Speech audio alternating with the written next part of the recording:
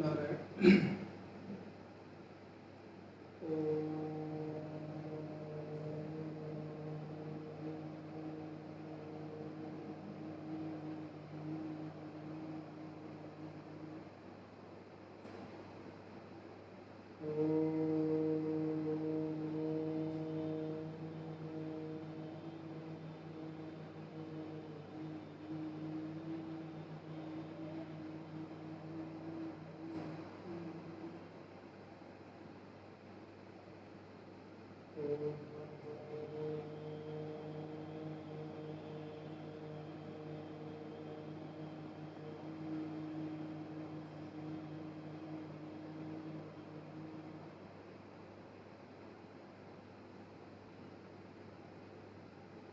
ओम सहना भवतु सहनौ भुनक्तु सह वीर्यं करवावहै तेजस्विनावधीतमस्तु मा विद्विषावहै। ओम शांति शांति शांतिः। नारायणं नमस्कृत्य नरं चैव नरोत्तमं देवीं सरस्वतीं व्यासं ततो जयमुदीरयेत्। सदाशिवसमारम्भां शङ्कराचार्यमध्यमाम् अस्मदाचार्यपर्यन्तां वन्दे गुरुपरम्पराम्।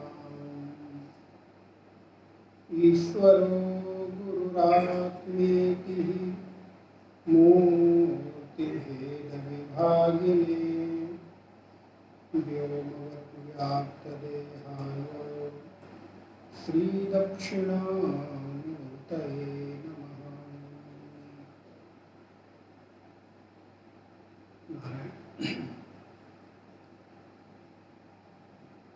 द्वितीय मुंडक के प्रथम खंड का जो छठा मंत्र है वहाँ से पाठ करेंगे।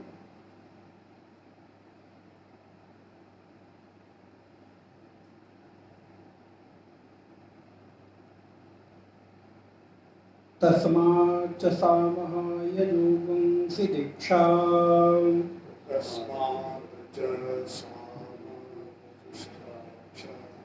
यज्ञाश्च सर्वे क्रतवो दक्षिणाश्च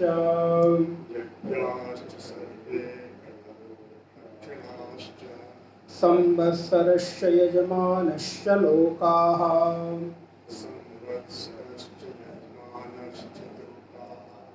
सोमो यत्र पवते यत्र सूर्यः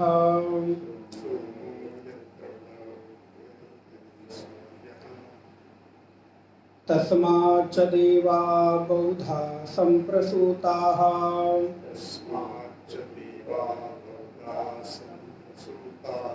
साध्याः मनुष्याः पशवो वयंसि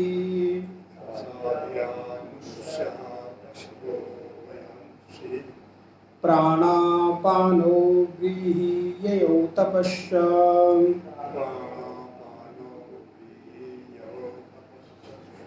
श्रद्धा सत्यं ब्रह्मचर्यं विधिश्च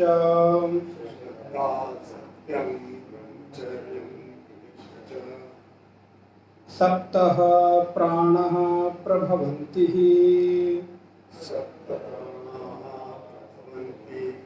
तस्मात् सप्तार्चुषिः समिधा सप्त होमाः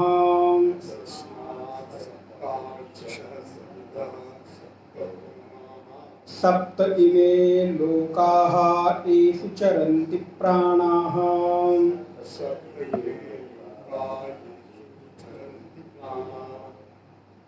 गुहाशयाः निहिताः सप्त सप्त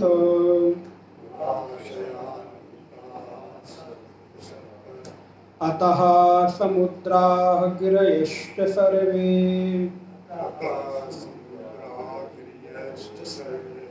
अस्मात् स्यन्दन्ते सिन्धवः सर्वरूपाः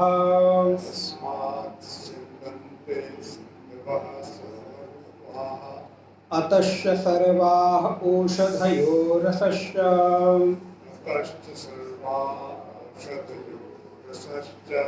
येनैष भूतैस्तिष्ठते हन्तरात्मः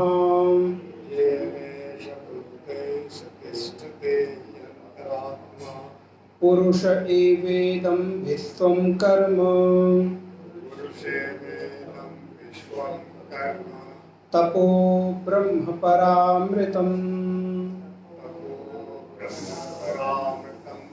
एतद्यो वेद निहितं गुहायाम्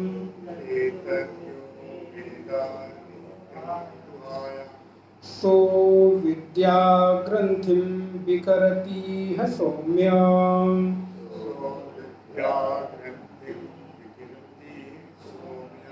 पुरुष एवेदं विश्वम्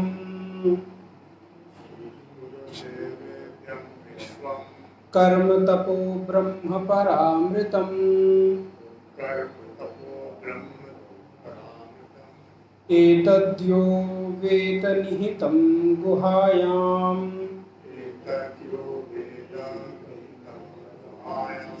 तो विद्या ग्रंथिं विकरतीह सौम्य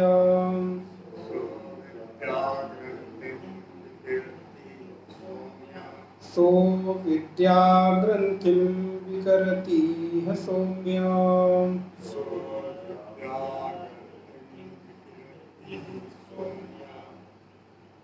पूर्व की कक्षा में हम लोग देख रहे थे जहाँ पर भगवती श्रुति उस पुरुष के विराट स्वरूप का वर्णन कर रही थी और उस पुरुष से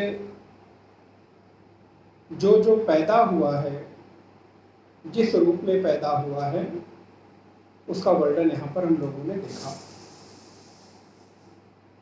चारों जो वेद हैं वो चारों वेद ऋग्वेद, यजुर्वेद, सामवेद और अथर्ववेद ये वेद उसी से पैदा हुए हैं। दीक्षा, दीक्षा का तात्पर्य होता है जब कोई यजमान किसी यज्ञ को करने के पूर्व जो संकल्प लेता है, उस संकल्प कर्म को दीक्षा कहते हैं। आपने देखा होगा जब भी आप कोई सत्कर्म करने जाते हैं, कोई पूजा है, अनुष्ठान है, यज्ञ है, हवन है, तो उसके पूर्व आप संकल्प करते हैं। तो उस संकल्प को ही यहाँ पर दीक्षा कहा गया। सर्वे क्रतो दक्षिणाश्च, और सारे जो उस कर्म को करने की जो परंपराएं हैं, जो मंत्र इत्यादि हैं, और अग्निहोत्रादि यज्ञ हैं, वो सब भी उसी से पैदा हुए। दक्षिणाश्च, दक्षिणा भी उसी से पैदा हुई। इसको हमने पूर्व कक्षा में देखा था। संवत्सरश्च यजमानश्च लोकाः, जो संवत्सर है अर्थात काल है, समय है, यजमान जो उस यज्ञ को करने वाला है, लोकाः जहां पर रहकर कर्म करेगा, और चंद्रमा जहां तक पवित्र करता है और सूर्य जहां तक तपता है, वो सभी उसी से उत्पन्न होते हैं। अर्थात सूर्य और चंद्रमा की भी गति जहां तक है, वहां तक प्रत्येक चीजें उस पुरुष से ही पैदा होती हैं। मंत्र नंबर 7, तस्माच्च देवाः बौधा संप्रसूताः, और तस्मात् माने इसलिए उस देव से, तस्माच्च देवाः बौधा संप्रसूताः, उस पुरुष से ही बौधाः देवाः संप्रसूताः, बहुत सारे देव भी प्रसूत होते हैं, अर्थात पैदा होते हैं, उत्पन्न होते हैं। ये देव कौन से हैं? तो यज्ञ में बहुत सारे देवताओं का आवाहन किया जाता है। यम है, वरुण है, वसु हैं। यहाँ पर भगवत्पाद शंकराचार्य ने भाष्य में लिखा, तस्माच्च पुरुषात् कर्मांग भूताः देवाः, जो आपके यज्ञ के कर्म के अंग भूत देव हैं। वरुण हैं, इंद्र हैं, यम हैं, इस प्रकार के जो देवता लोग हैं, जो उस यज्ञ को करने के लिए सहयोगी बनते हैं, वो सारे देवता भी उसी से पैदा होते हैं। प्राणापानो बौधाः संप्रसूताः, साध्या मनुष्याः पतो वयांसि, और जो कर्माधिकारी मनुष्य है, उस कर्म को करने के लिए जो कर्माधिकारी है, यजमान है, मनुष्य है, वो भी उसी से पैदा होते हैं। पशवः, पशु पक्षी भी, अर्थात इस विश्व के जितने भी प्राणी भूत हैं, वो सब उसी पुरुष से पैदा होते हैं। पशवो वयांसि च, पशु पक्षी आदि। प्राणापानो, जो प्राण और अपान इत्यादि हैं, हमारे जो पंच प्राण हैं, जिससे हम श्वास प्रश्वास लेते हैं। व्रीहि ययौ च, व्रीहि और यौ। तो इसलिए मैंने आपको पूर्व में कभी निवेदन किया होगा कि हमारे यहाँ जो मुख्य दो अन्न हैं, वो व्रीहि और जौ, चावल और जौ, इस प्रकार के हविष्यान में, जिनको हविष्य में अर्थात हवन में प्रयोग किया जाता है। इसलिए आपने अब वर्तमान में देखा होगा कि एक नई थ्योरी आ रही है जहां पर गेहूं को लोग बहुत अच्छा नहीं मान रहे हैं, गेहूं को खाना। उसमें विभिन्न प्रकार के रोग होने की संभावना व्यक्त की जा रही है। तो ये जो गेहूं है ये प्राकृतिक नहीं है, बल्कि इसको हमने अपने अनुसार, जैसे अब आजकल हाइब्रिड बहुत पैदा कर लेते हैं ना, कई सारी चीज़ों को मिक्स करके, पेड़ों को, फलों को, अन्न आदि को, तो उसी प्रकार ये गेहूं को भी माना गया। अब आज के समय में आप जो विज्ञान है उस बात को स्वीकार कर रहा है। तो हमारे यहाँ के जो मुख्य अन्न है वो जौ और व्रीहि और यौ, जौ, जो हवन में प्रयोग किए जाते हैं, हविष्यान्न है, ये भी उसी से पैदा होते हैं। तपस्या श्रद्धा सत्यम ब्रह्मचर्यम यतिष्यम। तप, जो व्यक्ति तप करता है, तप करने का तात्पर्य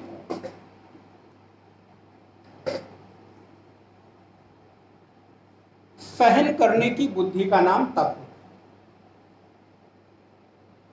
जल में खड़े हो जाना, अग्नि में खड़े हो जाना, एक पैर पे खड़े हो जाना,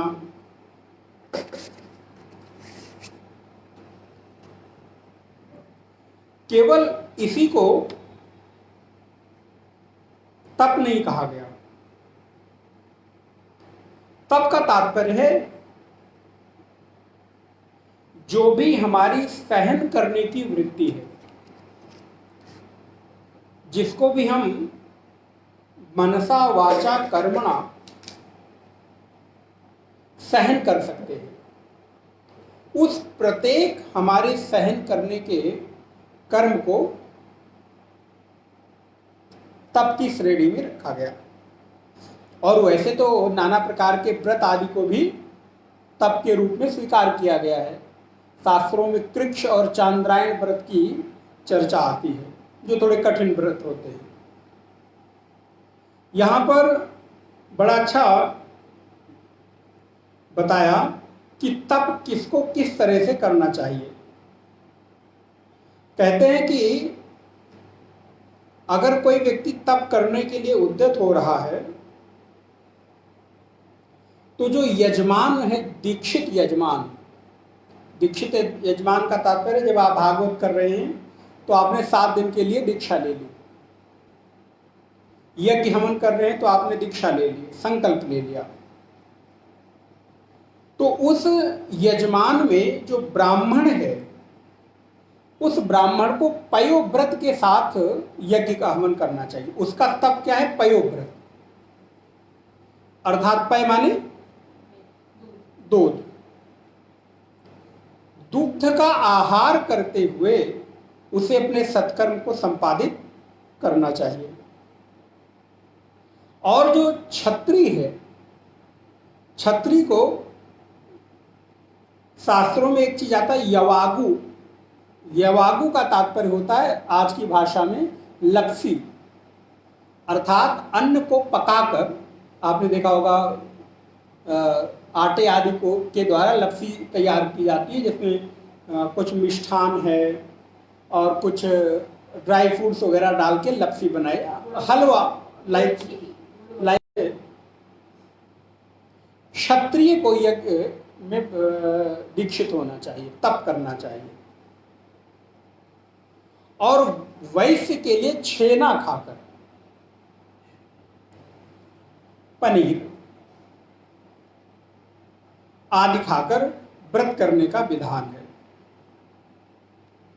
तो आप कहेंगे चतुर्थ के जाति के लिए, तो बोले सेवा ही उसका तप है।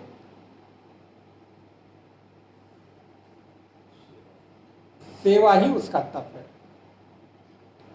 तो इस प्रकार शास्त्रों ने कहा कि जो तप है वो भी उस पुरुष से ही पैदा होता है। श्रद्धा, श्रद्धा को आपने कई बार पढ़ा है। गुरु वेदांत वाक्येषु विश्वासा इति श्रद्धा। हमारी जो आस्तिक्य बुद्धि है, इसको थोड़ा और व्यापक अर्थ में लें, हमारी आस्तिक्य बुद्धि का नाम ही श्रद्धा है। गुरु वेदांत वाक्येषु विश्वासः इति श्रद्धा।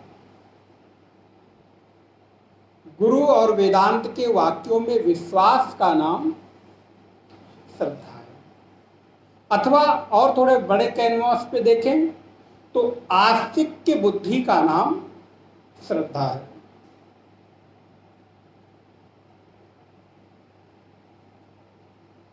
सत्यम,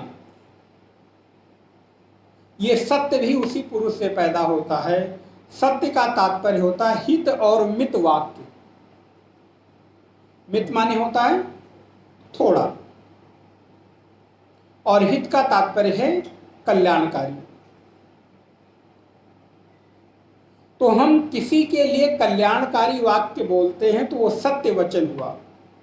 और बहुत विस्तार में बोलने की आदत ना रहे, बल्कि थोड़े में बोलने की आदत को भी सत्य ही कहा गया है। क्योंकि जब आप थोड़ा बोलेंगे तो स्वाभाविक है, और जब आप चीज़ों को लंबा करते जाएंगे, विस्तार देते जाएंगे, तो कहीं ना कहीं हमारी बातों में झूठ के आने की संभावना बढ़ जाती है। तो तप, श्रद्धा, सत्य, ब्रह्मचर्य। ब्रह्मचर्य 8 प्रकार का होता है। अष्टमैथुन, तो 8 प्रकार के मैथुन का त्याग ब्रह्मचर्य है। मानसिक रूप से चिंतन, शारीरिक रूप से कृत्य, साहित्य का वाचन, स्वाध्याय, किसी व्यक्ति की कल्पना। तो इस प्रकार के जो हमारे शरीर, मन और विचारों के स्तर पर 8 प्रकार के मैथुन बताए गए हैं। तो इन 8 प्रकार के मैथुनों का त्याग ही ब्रह्मचर्य है। तो ये अगर कोई कर रहा है गृहस्थ धर्म में रहता हुआ, तो वो भी ब्रह्मचर्य का ही पालन कर रहा है। ऐसे भी हमारे यहाँ भगवान श्री राम एक पत्नी व्रतधारी हैं। तो गृहस्थ में ये विधान बताया गया कि इस प्रकार का जो संकल्प है या इस प्रकार का जो हमारा विचार है, वो तप की कैटेगरी में आता है। वो ब्रह्मचर्य के अंतर्गत स्वीकार किया जाता है। तो इस प्रकार ये सारी चीजें उस पुरुष से ही पैदा होती हैं। विधिष्य, तो वो पुरुष कौन है? तो उसके बारे में आपने पूर्व में पढ़ा है। वो दिव्य है, तेज है। इसी खंड में आपने आगे पढ़ा था।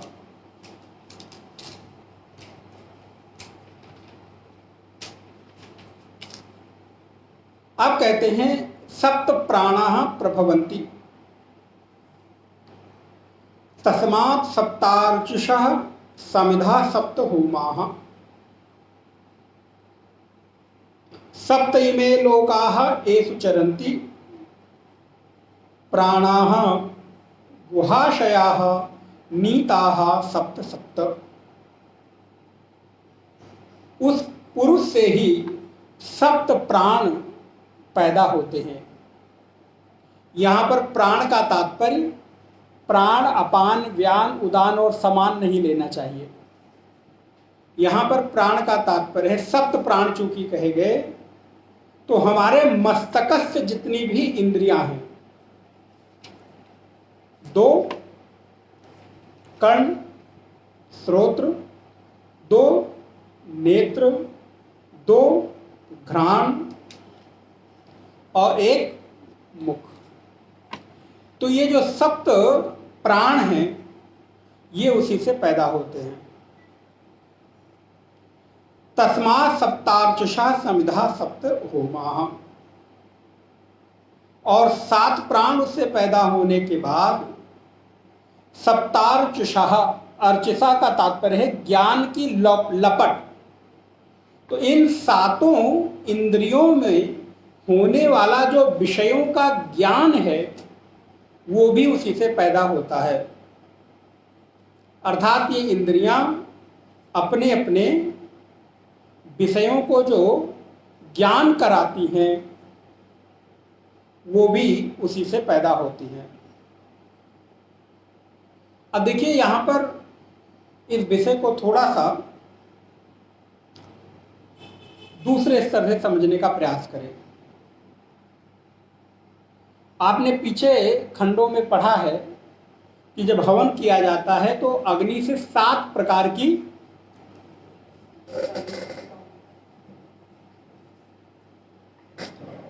याद है ना आपको? काली कराली च मनोजवाचा सुलोहिता सुधूम्रवर्णा स्फुल्लिंगिनी विश्वरुचि च देवी लीलायमाना इति सप्त जिह्वा। तो वो जो 7 प्रकार की लपटें हैं जो अग्नि में जब आहुति दी जाती है तब वो निकलती हैं,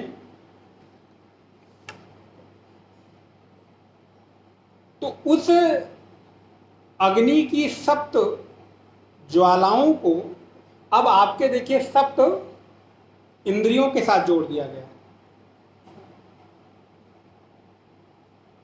आप उपनिषद को ऐसा कहा गया, मैक्स मुलर ने कहा है, आप लोगों ने कभी सुना होगा कि मानव मस्तिष्क का जो चरमोत्कर्ष हो सकता है,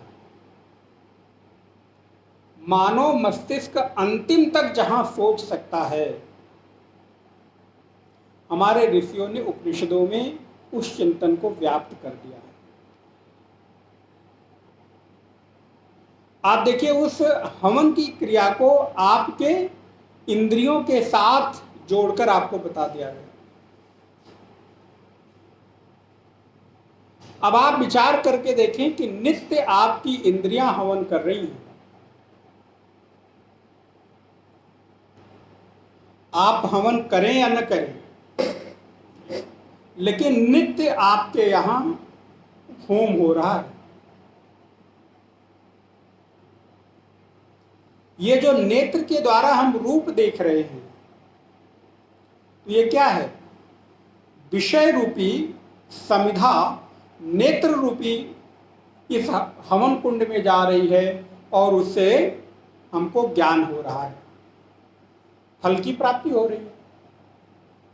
कानों में शब्द के रूप में, नाक में घ्राण के रूप में, मुख में वाणी और स्वाद के रूप में। तो हमारे भीतर नित्य एक यज्ञ चल रहा है, एक हवन चल रहा है।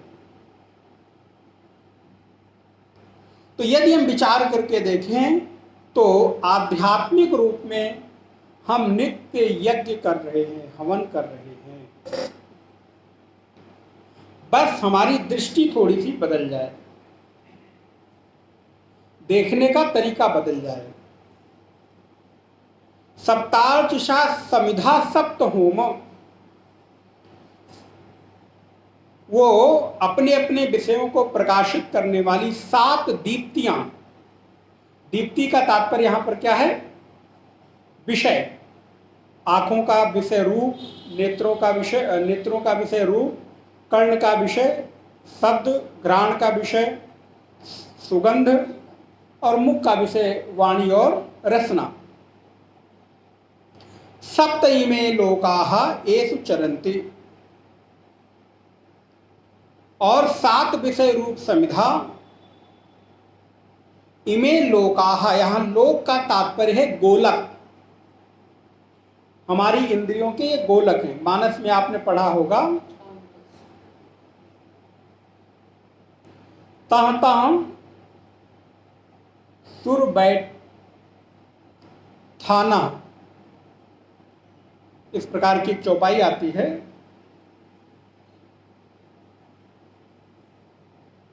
आवत देखत विषय बयारी, तुरत ही देहि कपाट उघारी। जैसे ही विषय रूपी बयार को आते हुए देखती हैं हमारी इंद्रियां, ये हमारे इन कपाटों को खोल देती हैं। तो ये हमारे जो गोलक हैं ये लोक हैं, क्योंकि यहीं पर इनका ज्ञान होता है। एषु चरन्ति प्राणाः, जहां पर ये प्राण संचार करते हैं। अब यहां पर प्राण संचार का तात्पर्य है इंद्रियों के होने वाले ज्ञान। वो सभी प्राणाः गुहाशयाः, वे सप्त स्थान उसी देव से, उसी पुरुष से प्रकट हुए हैं। गुहाशयाः निहिताः सप्त सप्त, इस प्रकार यहाँ पर 7 पदार्थ उस पुरुष से उत्पन्न हुए हैं। ऐसा आत्मजयी पुरुष को समझना चाहिए। आत्मजयी कौन है? बोले जिसने अपने इन इंद्रियों के होने वाले नित्य हवन को देखना और अनुभव करना शुरू कर दिया, उसको उपनिषदों में आत्मजयी कहा गया। गुहाशयाः, मैं भाष्य पढ़ दूं। भगवत्पाद शंकराचार्य लिखते हैं, गुहायाम शरीरे हृदय व, गुहायाम शरीरे, गुहायाम अर्थात शरीर में, शरीर अर्थात हृदय में।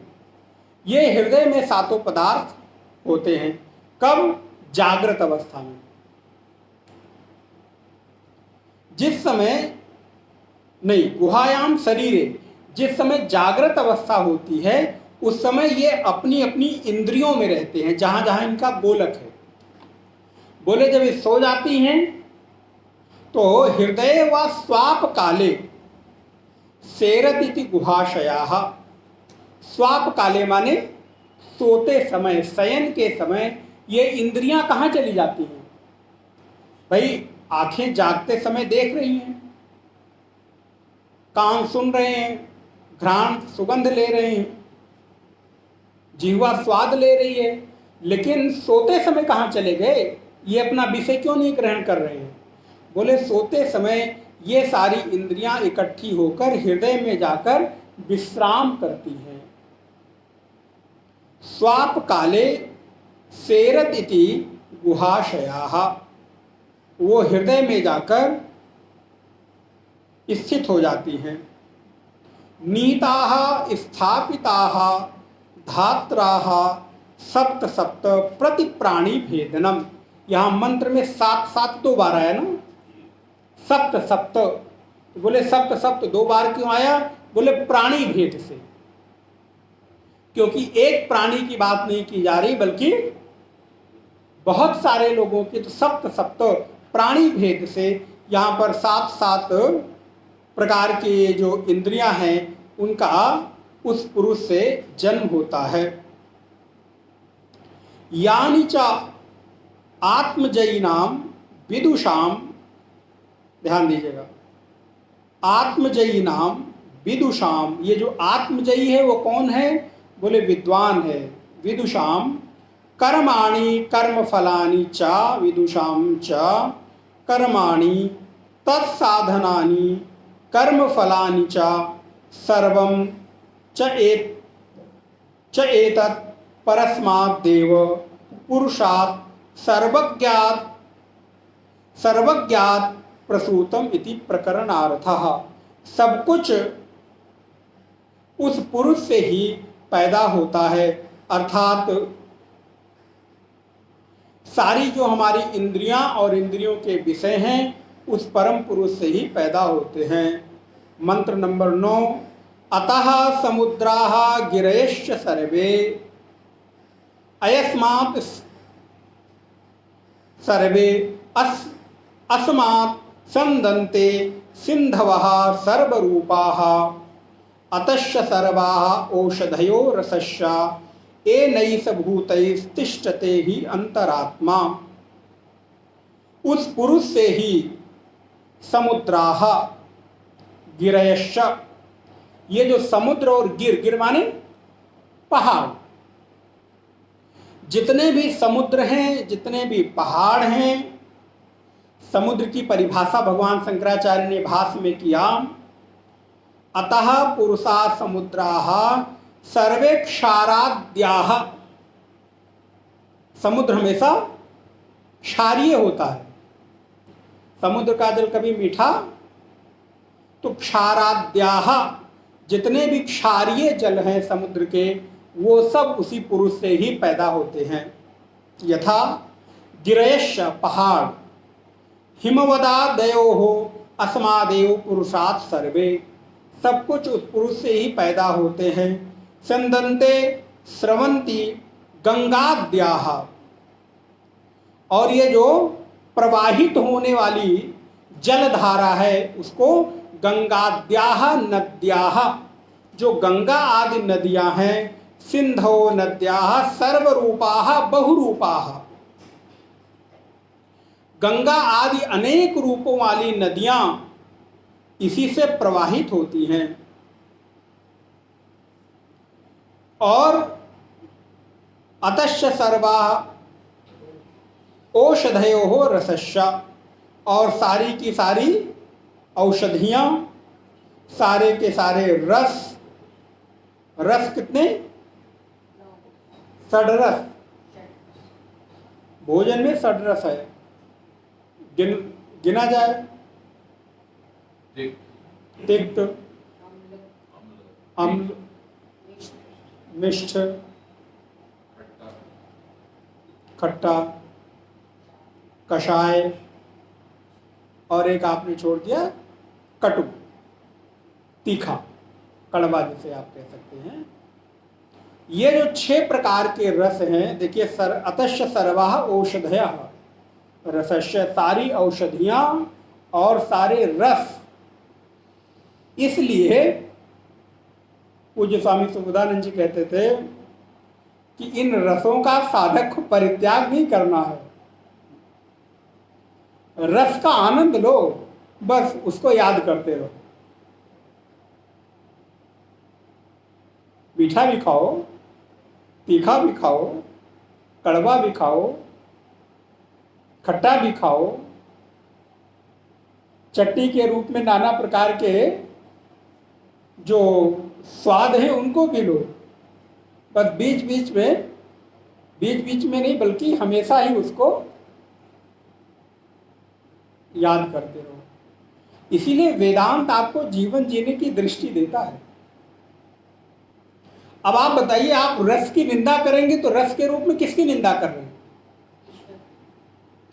भाई? रसस्य सर्वे, जो जितने रस हैं वो सारे रस उसी से पैदा हुए, तो उस रस की निंदा करके हम कहीं ना कहीं उसके कारण रूप पुरुष की ही तो निंदा कर रहे हैं। इसलिए कहते हैं जीवन में प्रत्येक रस का आनंद लो, बस स्मृति में ब्रह्मार्पणम ब्रह्म हविः ब्रह्माग्नौ ब्रह्मणाहुतम ब्रह्मैव तेन गंतव्यम ब्रह्म कर्म समाधिना। जब दृष्टि साधक की ब्रह्म रूप हो गई है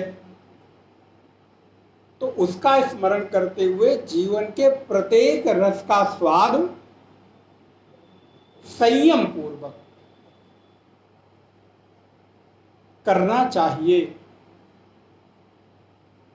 जब उपनिषद कह रहा है अतः समुद्राः, तो जब आप किसी बीच पर जाएं, समुद्र की लहरों में नहा रहे हों सुंदर, तो नहाते नहाते उस व्यापक विराट समुद्र को देखकर समुद्र को नहीं याद करना है। ध्यान दीजिए, उद्देश्य क्या है कि समुद्र के बहाने आपकी याद उस विराट पुरुष की हो जाए, उस परम पुरुष की याद हो जाए। हमारे यहां उद्देश्य बहते हुए जल के रूप में गंगा को याद करना नहीं है। ध्यान दीजिएगा, गंगा कौन है? विष्णु पगा कहा गया ना। गंगा का एक नाम क्या है? विष्णु की चरणोदक है ना, वो विष्णु के चरणों से निकली हुई है, चरणामृत है विष्णु भगवान का। तो बहते हुए गंगा की जलधार को देखकर केवल गंगा का स्मरण हो, ये लक्ष्य थोड़ा है। लक्ष्य तो है कि उस विराट नारायण की, उस परम पुरुष की स्मृति।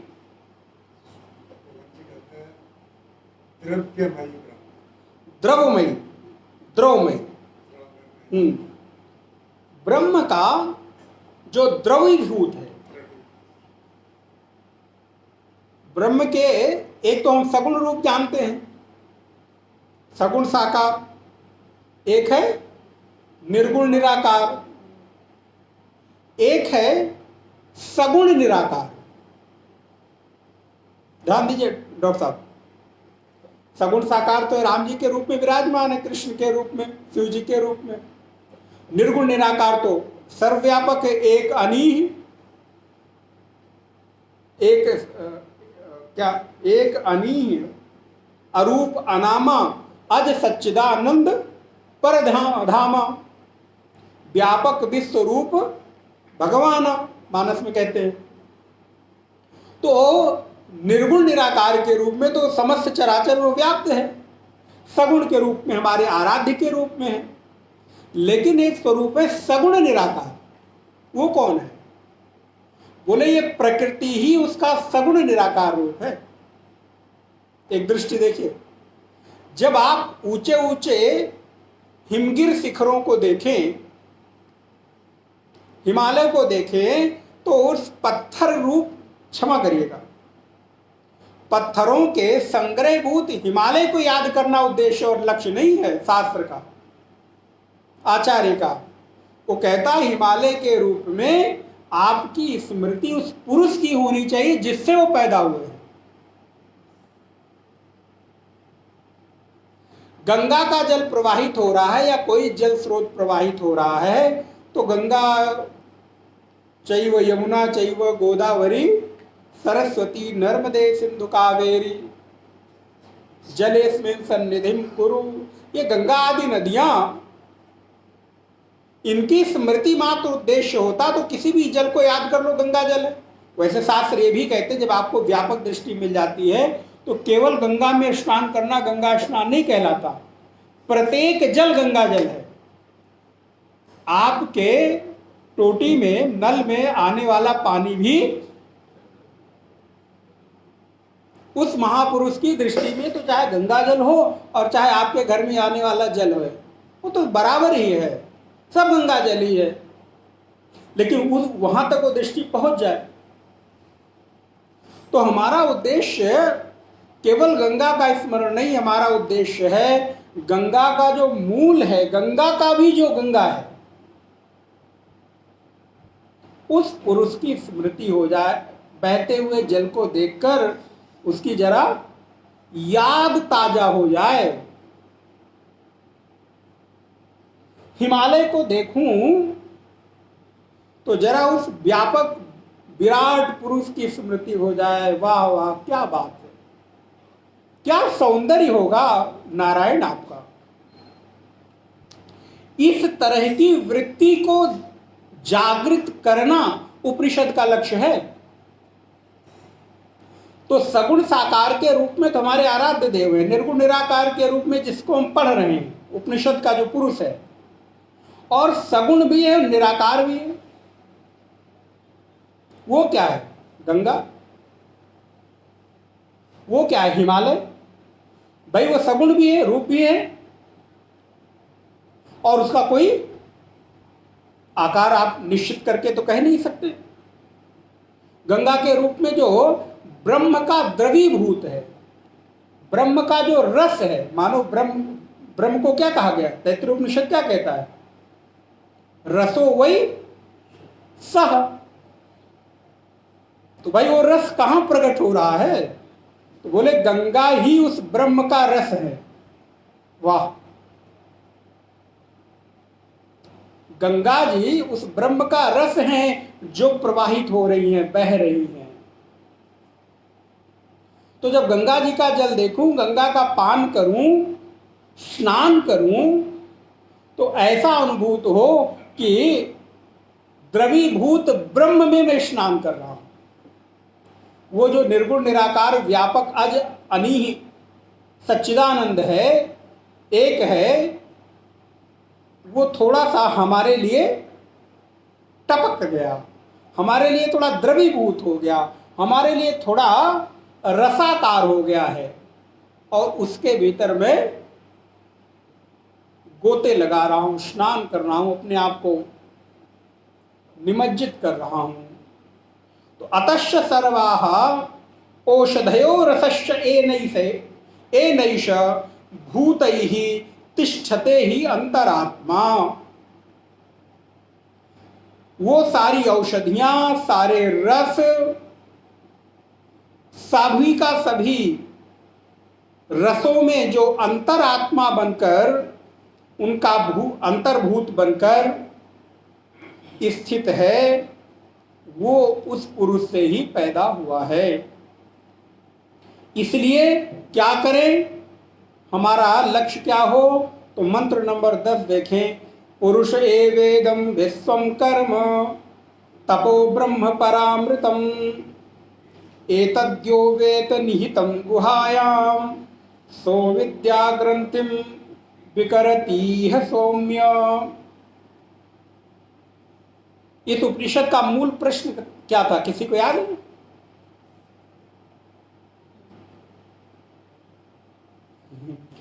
इस उपनिषद का मूल प्रश्न था, मैं शायद इशारा करूं तो आप लोग पूरा कर देंगे। कस्मिन्नो भगवो विज्ञाते सर्वमिदं विज्ञातम भवति इति। देखिए हम लोग उपनिषद का उत्तर पढ़ लिए, प्रश्न का उत्तर, और प्रश्न ही नहीं याद है। इस प्रश्न का, इस खंड का मूल प्रश्न क्या था? कौन सा ऐसा तत्व है जिसको जान लेने के बाद कुछ भी जानना शेष नहीं रह जाता, सब कुछ जाना हुआ हो जाता है? उत्तर यहां आकर दे दिया अंतिम मंत्र में कि पुरुष एवेदम विश्वम।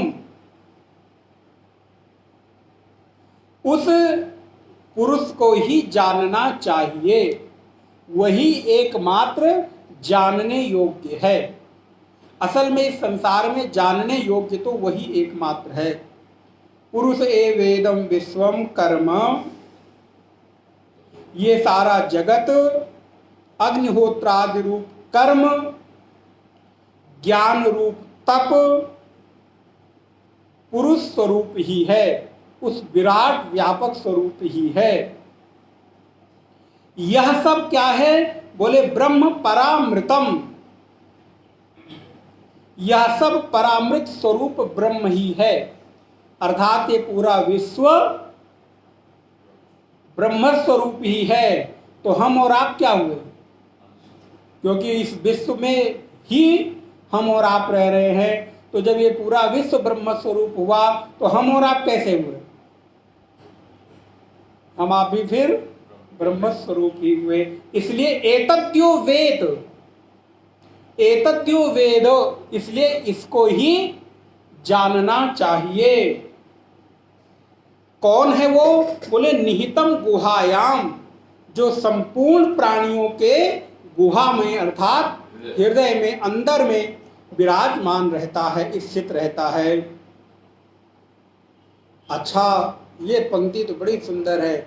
ऐसा जो जान लेता है, अब आप लोगों ने जैसा जान लिया, क्या कहते हैं, बोलो, सो अविद्या ग्रंथि विकरती है सौम्य। हे सौम्य, सौम्य का तात्पर्य क्या होता है? मैंने पिछली पिछली कक्षाओं में बताया था। सौम्य का अर्थ है उपनिषद में हे प्रिय दर्शन। जब शिष्य के ऊपर गुरु प्रसन्न होते हैं तो कहते हैं कि हे सौम्य, हे प्रिय दर्शन, क्योंकि तुमने इतना सुंदर हमको ब्रह्म विचार करने का अवसर दिया, इसलिए आप सब प्रिय दर्शन हैं। भाई आप उपस्थित ना होते तो हमको भी कहाँ चर्चा और विचार करने का अवसर मिलता। इसलिए आपका दर्शन कैसा है? प्रिय है, सुंदर है, प्रीतिकर है, कल्याणप्रद है। इसलिए हे शिष्य, हे प्रिय दर्शन, ऐसा व्यक्ति इस विज्ञान के द्वारा इस लोक में जीते जी, ध्यान रहे, वेदांत इस बात पर बार बार जोर देता है, मरने के बाद तर जाऊंगा, मरने के बाद मुक्त हो जाऊंगा, तो पता नहीं मुक्त होना ही है, देखा है कि नहीं, मुक्त तो हो, इस शरीर से तो मुक्ति हो जाओ। लेकिन वेदांत क्या कहता है? वेदांत कहता है खुली आंखों की समाधि, यत्र यत्र मनोयाति तत्र तत्र समाधयः। आंख बंद करके समाधि लगी तो क्या समाधि लगी? समाधि तो है कि आंख खुली हो और आप, वाह, बैठे हो, आप चर्चा कर रहे हो संसार की, लेकिन आपकी स्थिति, ये वेदांत का पुष्ट सिद्धांत है। तो कहते हैं कि मरने के बाद तो इस शरीर से मुक्त हो ही जाना है, लेकिन जो ऐसा जान लेता है वो अविद्या ग्रंथिम, आपकी जो अविद्या, अविद्या ग्रंथि किसे कहते हैं? अज्ञान, कामना और हमारी जो वासनाएं हैं, कर्मफल है जिनको भोगना होता है, ये अविद्या ग्रंथि है। इस अविद्या ग्रंथि को वो तोड़ देता है, छिन्न भिन्न कर देता है। विद्यते हृदय ग्रंथि छिद्यन्ते सर्व संशयः क्षीयन्ते चास्य कर्माणि तस्मिन् दृष्टे परावरे। बोले वो अपनी अविद्या ग्रंथि का छेदन कर डालता है। हे प्रिय दर्शन शिष्य, भगवत्पाद शंकराचार्य भाष्य में लिखते हैं,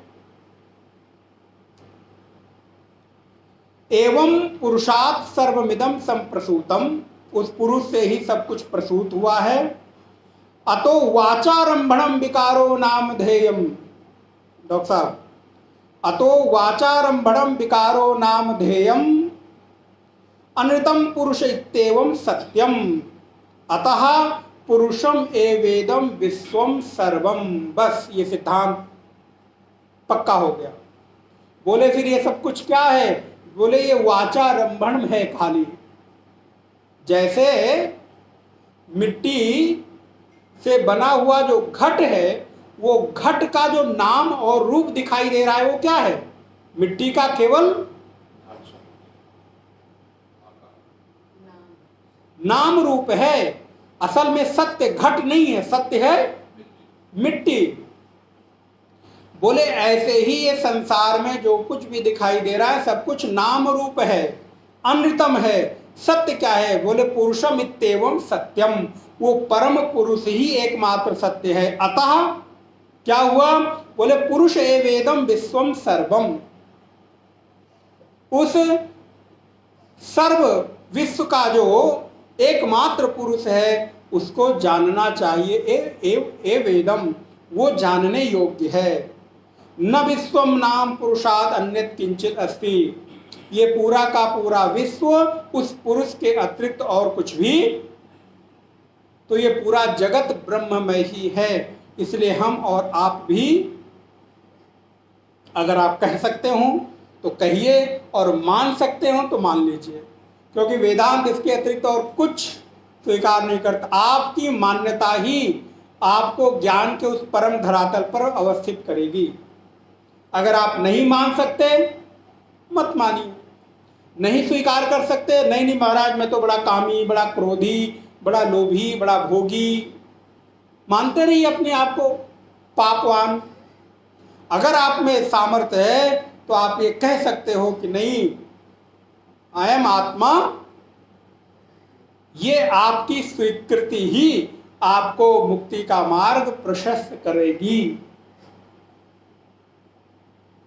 न विश्वम नाम पुरुषात् अन्यत् किंचित् अस्ति अतो यद उक्तम तदेतत् अभिहितम कस्मिन्नु भगवो। अब देखिए यहां पर आकर बिल्कुल कंक्लूड कर देते हैं कि कस्मिन्नु भगवो विज्ञाते सर्वमिदं विज्ञातम भवतीति ही।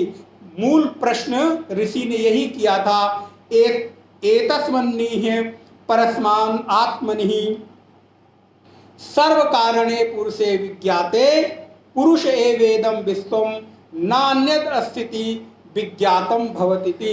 उस पुरुष के अतिरिक्त और कुछ भी विज्ञात करने योग्य इस संसार में नहीं है, जिसको जान लेने के बाद अन्य कुछ भी जानना शेष। क्योंकि जब जो सर्व है उसको जान लिया फिर सबको जान लिया। भाई मिट्टी को जान लिया तो आपने घट को जान लिया, आपने सुराही को जान लिया, मटके को जान लिया, आपने कुल्हड़ को जान लिया, उससे बने हुए अन्य पदार्थों को, रूपों को जान लिया।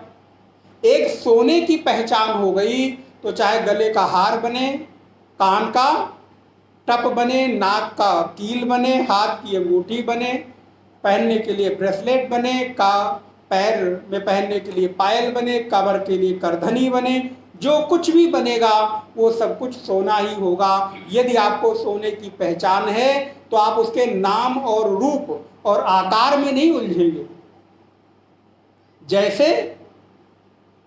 जैसे आप चाहे अंगूठी लेकर जाओ, चाहे हार लेकर जाओ, करधनी अथवा पायल लेकर जाओ, सुनार को करधनी नहीं दिखती, सुनार को अंगूठी और ब्रेसलेट हार नहीं दिखता, उसको क्या दिखता है?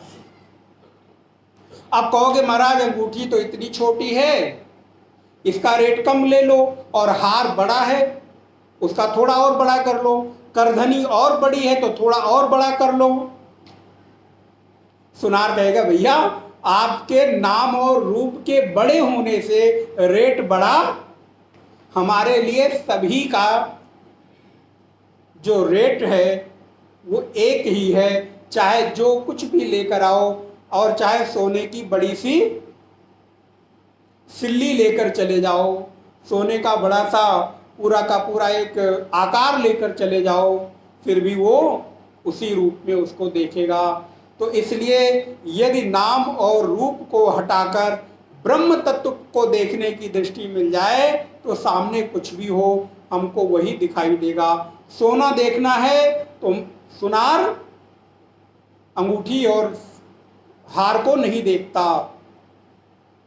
मिट्टी की पहचान हो गई तो सुराही आ जाए तो,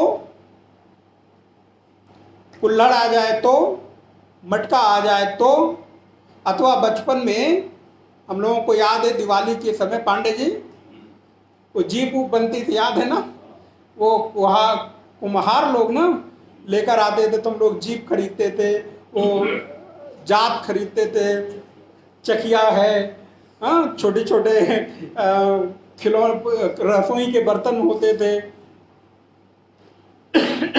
पकाने का होता था, चूल्हा होता था। क्यों भाई फिर रसोई आपने नहीं देखा है? लेकिन कुम्हार की दृष्टि में क्या है, हमारे लिए अलग अलग है, या और थोड़ा सा चले क्या जड़ पदार्थ में चले, थोड़ा जो आनंद दे, भले खाने को मिले ना मिले। दिवाली के समय वो चीनी की मिठाई बनती है ना, क्या कहते हैं बड़े जी, घोड़ा बनता है। अब हम लोगों को याद है माता जी जब वो लेकर आती बच्चों में बांटने के लिए, 2-4 भाई बहन होते तब, तो हम घोड़ा लेंगे, हम हाथी लेंगे, हम चक्र लेंगे। अब माँ को उससे थोड़ा फर्क पड़ता है कि हाथी घोड़ा वो लोग उसको तो ये था कि भाई ये चीनी की मिठाई है, 1 पीस 2 पीस हमको देना है, जो मर्जी आए। अब आप उसके दुकान पे जाते हैं तौलाने के लिए, तो आप चाहे घोड़ा बीन बीन कर ले लीजिए, चाहे हाथी, चाहे चक्र, चाहे कोई फूल, वो कहेगा भैया आपको जो लेना हो ले लो, उससे हमको कोई फर्क। उसके लिए तो सब चीनी की केवल, उसको हम लोग क्या खिलौना बोलते हैं ना, खील और खिलौना। तो अब सोचिए उसकी दृष्टि में क्या है, माँ की दृष्टि में सब चीनी की मिठाई है, जो मर्जी आए ले लो। लेकिन हम और आप लोग भी शायद लड़े झगड़े होंगे कि हाथी चाहिए, घोड़ा ही चाहिए। अब भाई ने घोड़ा ले लिया तो झगड़ा हो जाएगा उसके लिए कि तुमने कैसे ले लिया, मैंने पकड़ा था पहले। आप समझ में आता है भाई, उस हाथी घोड़े के लिए लड़ते थे जहां पर केवल और केवल चीनी मात्र है। तो ऐसे ही ये संसार भी ब्रह्म मात्र है। नाम और रूप के भेद अलग अलग होने से हमारी मान्यताएं और हमारी आसक्तियां अलग अलग हो जाती है। इसलिए जानने वाला क्या है, बोले वो पुरुष ही है। किम पुनरिदम विश्वमिति उच्यते कर्माग्निहोत्रादि लक्षणम तपो ज्ञानम तत्कृतम च एतद् ब्रह्मणा कार्यम तस्मात् सर्वं ब्रह्म परामृतम परम अमृतम एवेति यो वेद निहितम स्थितम गुहायाम हृदय सर्व प्राणीनाम स एवं विज्ञानात् अविद्या ग्रंथिमिव दृढ़ीभूतम। देखिए ध्यान दीजिए, भगवत्पाद शंकराचार्य की का तो एक शब्द कहते हैं कि ये ग्रंथि जैसा ग्रंथि तो नहीं है, दिखाई नहीं देता कि आपके हृदय में कोई अविद्या ग्रंथि बंधी हुई हो। लेकिन ये कैसा है, बोले ग्रंथिमिव दृढ़ीभूतम अविद्या वासनाम विकरती विक्षिपयति नाशयति जीवन नेव न मृतः। पांडे जी आप चेयर ले लो दूसरी जगह। पांडे जी आप चेयर। दृढ़ीभूतम अविद्या वासनाम विकरती विक्षिपयति नाशयति जीवन नेव न मृतः। सौम्य प्रिय दर्शन, हे प्रिय दर्शन शिष्य, ये अविद्या ग्रंथि को कोई ग्रंथि हृदय में दिखाई नहीं दे रही है कि हृदय में कोई ग्रंथि बंधी हुई हो। लेकिन ये ग्रंथि कैसी है, तो भगवत भाष्यकार शंकराचार्य भगवान लिखते हैं ग्रंथिमिव, ग्रंथि जैसी ग्रंथि है। कैसी है, बोले दृढ़ीभूतम अविद्यावासनाम, ये दृढ़ीभूत है अविद्या और वासना का समवेत एक वासना ग्रंथि बन जाती है, जिसको अविद्या ग्रंथि कहते हैं। इसलिए इस ग्रंथि को तोड़ना और काटना भी अति आवश्यक है। और वो कैसे कटेगा, तो विद्यते हृदय ग्रंथि छिद्यन्ते सर्व संशयः क्षीयन्ते चास्य कर्माणि तस्मिन् दृष्टे परावरे। भिद्यते हृदय ग्रंथि, जब हृदय की अविद्या वासना की ग्रंथि का भेदन होता है। लेकिन कैसे, बोले तस्मिन् दृष्टे परावरे, पर और अवर, जिसको इस उपनिषद में परा और के नाम से जाना गया, जब उसको जानता है तो भगवत्पाद लिखते हैं कि उसकी ग्रंथि का भेदन हो जाता है और फिर वो जीवन जीते ही। इसलिए हमारे यहाँ बहुत गहरा सिद्धांत है कि मरने के बाद जीवन से मुक्त हो जाएंगे, देह से मुक्त हो जाएंगे, वो बात की बात है, देखा जाएगा। लेकिन मुक्ति की बात क्या है, बोले अविद्या ग्रंथि विकरती, जीवन रहते ही अविद्या की ग्रंथि का छेदन हो जाए, भेदन हो जाए। इति ओम पूर्णमिदं पूर्णात् पूर्णमुदच्यते पूर्णस्य पूर्णमादाय पूर्णमेवावशिष्यते। ओम शांति शांति शांति। हरि ओम श्री गुरुभ्यो नमः। हरि ओम। नारायण।